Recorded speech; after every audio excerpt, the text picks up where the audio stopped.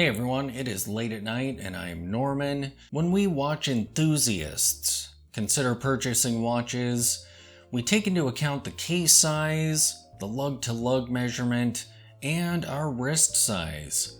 But what if I told you that we've been doing our wrist size wrong this whole time? Let me explain.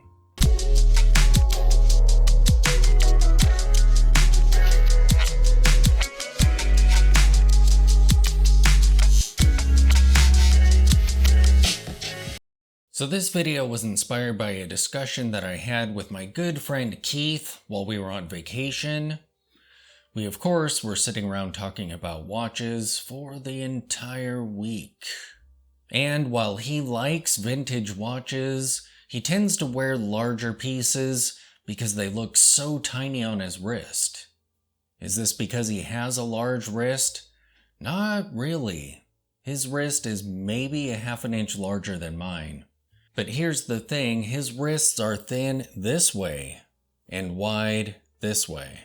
So even though he has 7.5 inch wrists, when he's wearing watches, they fit more like he has an 8 or larger sized wrist. So that got us thinking, wrist size is kind of a weird measurement because it assumes that everyone has the same shaped wrist. Not all 7-inch wrists are the same. So we were thinking that a far more accurate measurement might be measuring the width of your wrist with something like my marathon calipers. So if I were to measure my wrist using calipers,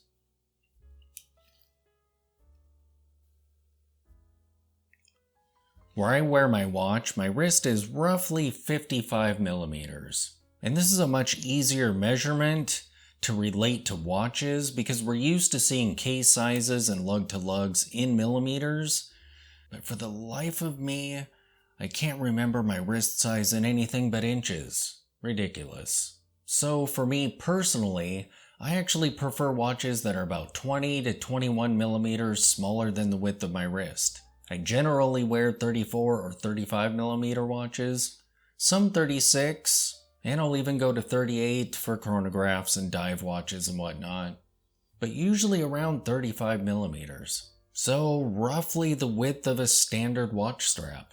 So if you have 7-inch wrists and you like 40 millimeter watches with say a 50 millimeter lug to lug, if you measure your wrist and it is also 55 millimeters, then you only prefer roughly 5 millimeters of space on either side of your watch. I feel like this is a super easy way to gauge how a watch might fit on your wrist. I mean, unless you're getting a cintre or a banana or some kind of watch that's going to wrap around your wrist, I feel like that is a much less important measurement than just the width of your wrist. But let me know what you think of this in the comments below. I found it a very interesting discussion, very eye-opening. I never even thought of that. It was always just the circumference of your wrist. Thanks for watching.